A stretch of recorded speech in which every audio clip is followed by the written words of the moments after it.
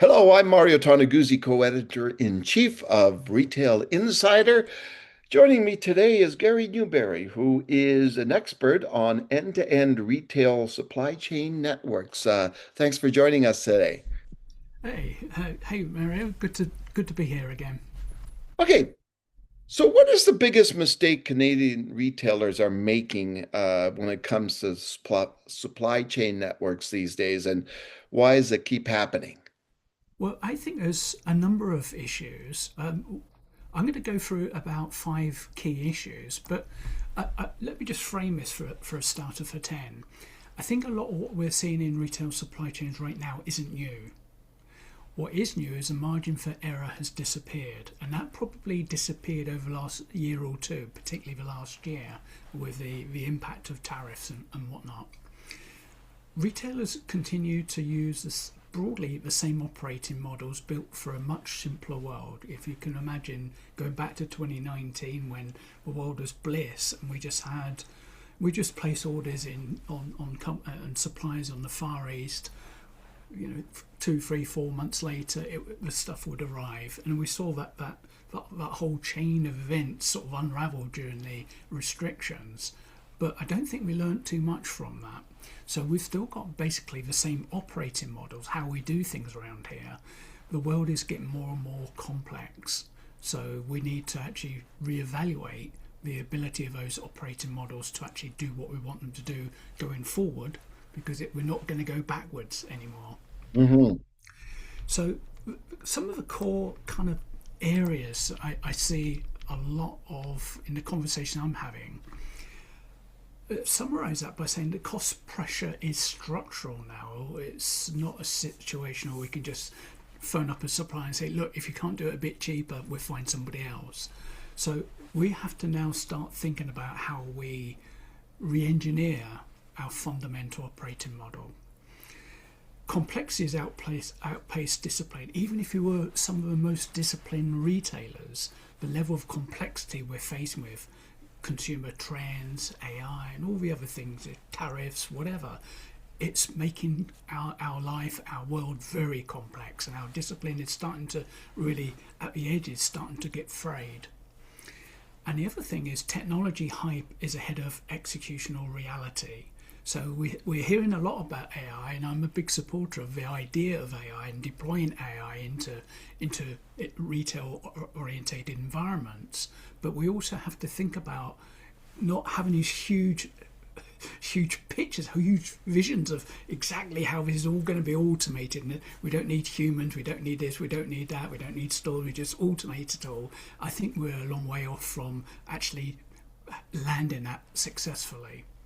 So I think that 2026 won't reward ambition, it will reward clarity and operational discipline. So one of the first issues I've got on my list, which I've carefully prepared, is that supply chain cost is a design problem, not a negotiation. So we've got labour costs. We've also got issues around availability of labour, actually getting the right kind of talent into to work our stores, work our supply chains.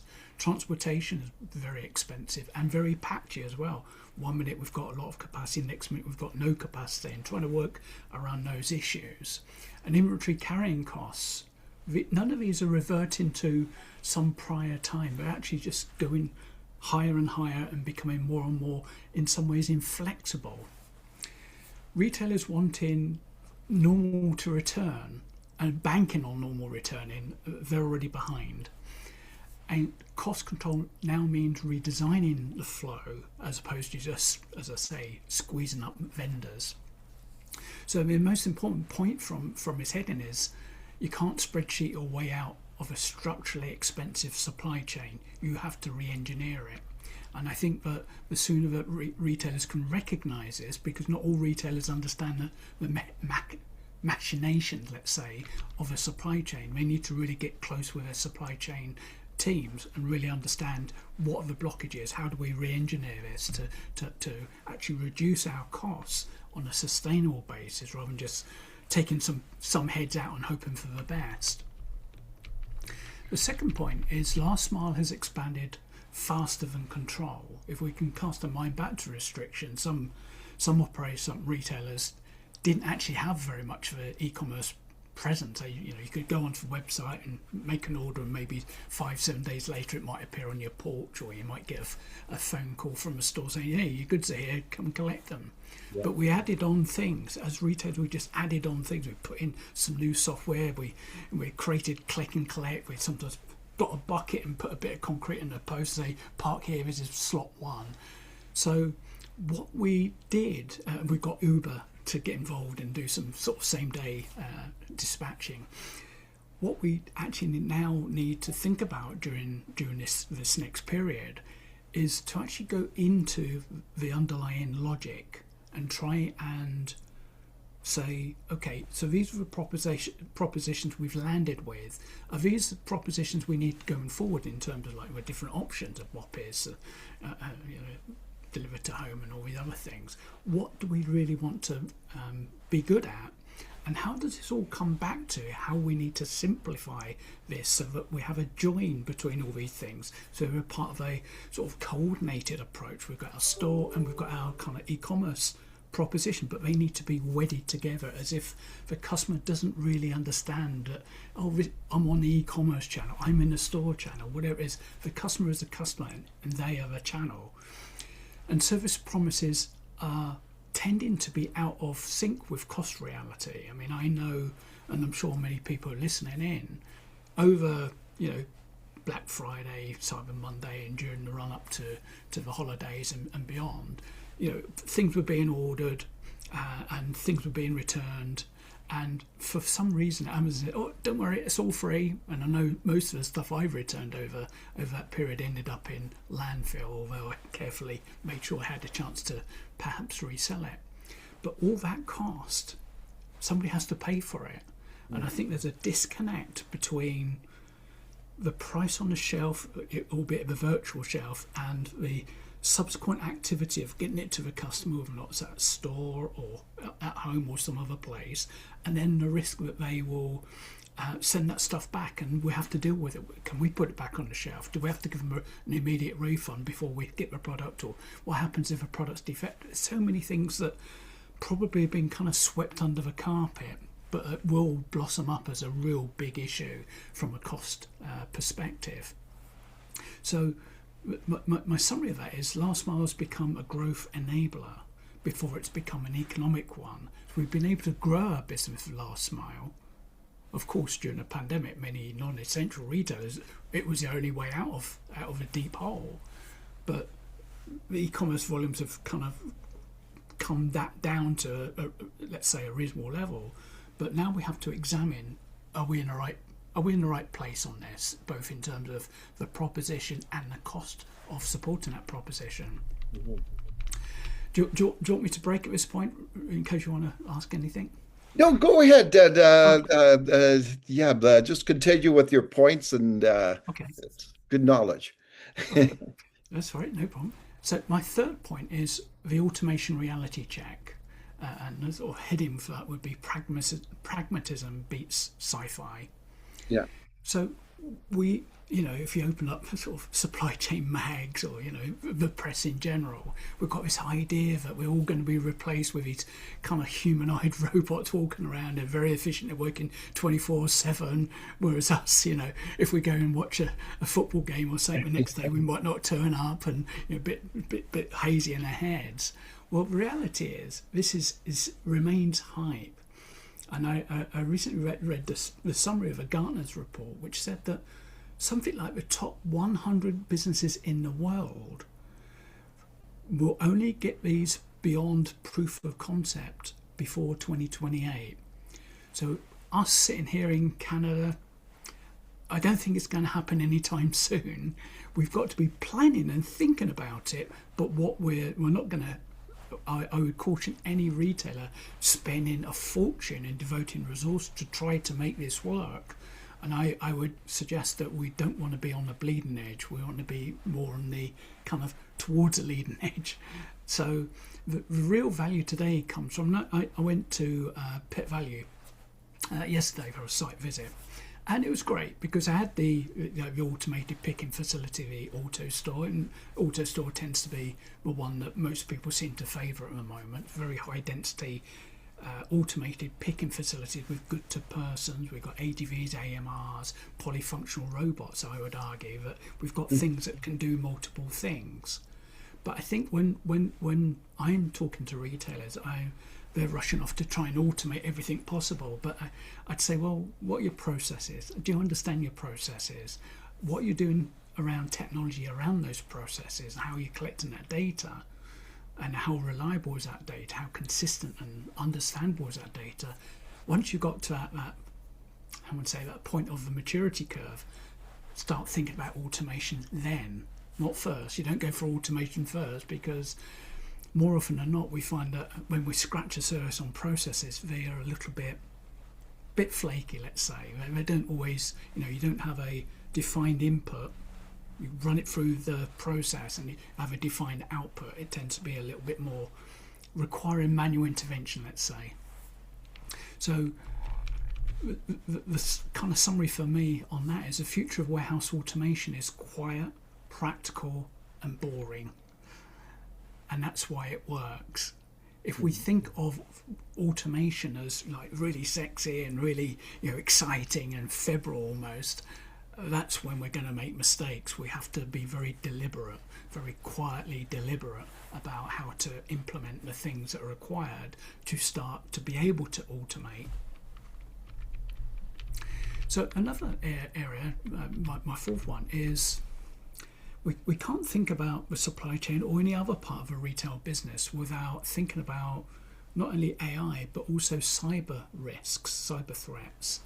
Mm-hmm. And in my mind, they're kind of converging. We've had this over the last few years. We've had lots of cyber issues, breaches of data and whatnot. And then we have AI coming along saying that in order to get the best return out of AI, we need more data, more organised. And on top of that, alongside that, we're trying to say we want to orchestrate our suppliers.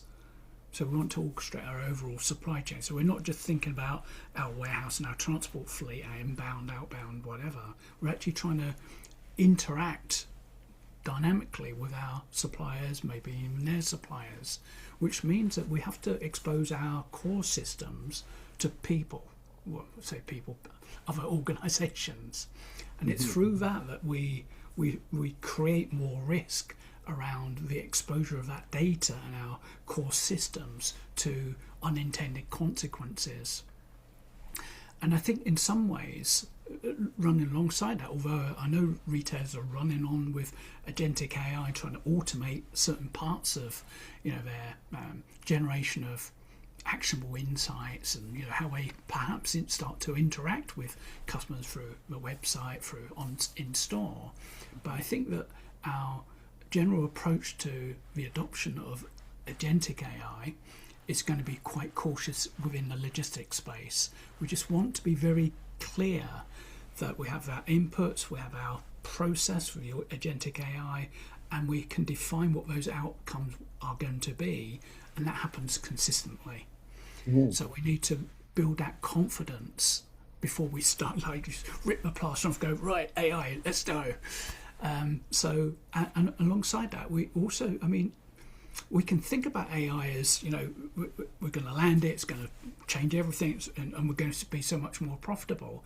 But the reality, life doesn't work like that, because we have to check our culture, we have to check our processes, redesign those as necessary, make sure the data is collected at the right point, make sure that data is comprehensible, then we can offer it up to AI to do something more than we could as humans. And that's where the AI really kicks in, is once we've got all the data organised as a consistent array, then it can do things that we could only think were impossible a year or two ago. So I think my summary of this bit is, during this next time period, 2026, I think control will matter more than novelty. So saying we're into AI and doing this, that and the other, it's kind of, I always, like, when I'm listening to it, I'm thinking, are you actually in control of the business and what you're intending to do? Hmm. And the fifth point, sourcing volatility. So we've got foreign exchange, and I'll probably touch on this from a geopolitical point of view, trade and fragility generally. So the if we just think about January and all the trade, all the tariff stuff that's gone on there with Greenland and stuff, now it's gone quiet. It's gone Yeah. quiet for a few days. Doesn't mean it's gone away. Yeah. Because February's another month. So I wonder what else might percolate up there where we have this potential threat of somewhat extreme use of tariffs to achieve a negotiated settlement in an era of trade, or in the question of Greenland and a land occupation or not. So that whole era of tariffs remains a big exposure for many businesses, particularly those ones which either import abroad. So if our government gets tied in with imposing tariffs on stuff coming into the retail supply chains, or our retailers or associated business exporting to the US, it's it forces us to really think about where the risks are and what we need to re-engineer to make sure that we are continue to be cost competitive. Hmm. Now, of course, we have, and this is from a geopolitical point of view, we have a large budget being planned to be spent at some point, generational spending, whatnot, which means heavy levels of funding, raising money on world markets, etc. So our bond yields will go up, which will force interest rates up, and will, in line to that, almost counterintuitively, foreign exchange rates will go up, and that's just exactly at the wrong time. We want the foreign exchange rates, if we're exporting, the foreign exchange rates to go down. Of course, if you're importing, foreign exchange rate going up is great because things become just that little bit cheaper. But we're talking about the biggest threat we have as Canada is the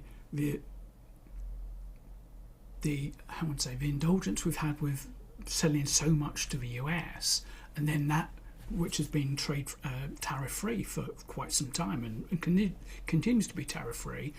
But we have got the CUSMA agreement review coming up, and although he says he wants to rip it all up and we don't need anything from Canada, well, they do, unfortunately.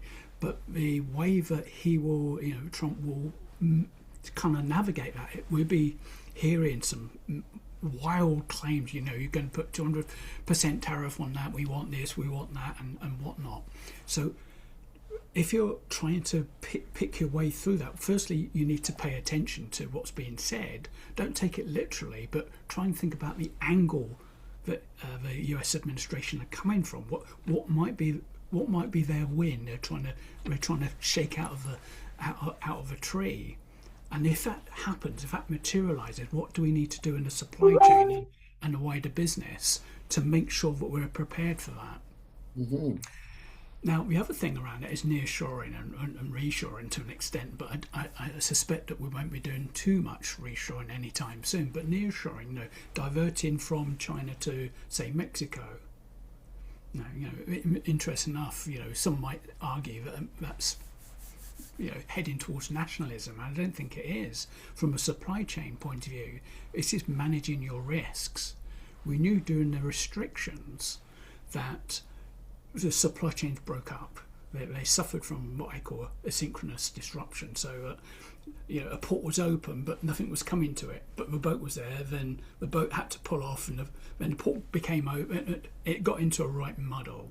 And this is the difficulty when we have so many elements of logistics involved with, placing an order on something 3 or 4, 5,000 miles away, and so many intricate segments of logistics operations before it appears. And the good thing about bringing things back to the Americas, and particularly North America, is we've got a very integrated transportation system with trucks and rail and, to an extent, air that get things to places. So there's always an alternative on mainland North America. So, but we mustn't underestimate the transitional difficulty of moving from China or Vietnam or wherever it might be, the Far East, with lots of water in between, where there's only one alternative, which is fly everything to boat it, to a situation that bringing that sourcing point to say Mexico, which is already starting to see capacity limits, and saying it's one thing easy to think about the use of machinery in China, transferring that to say Mexico. What about all the little suppliers that feed into that? So if I start to scale, can this supplier scale with me? And what is their tiered suppliers? Are they likely to be able to scale as well?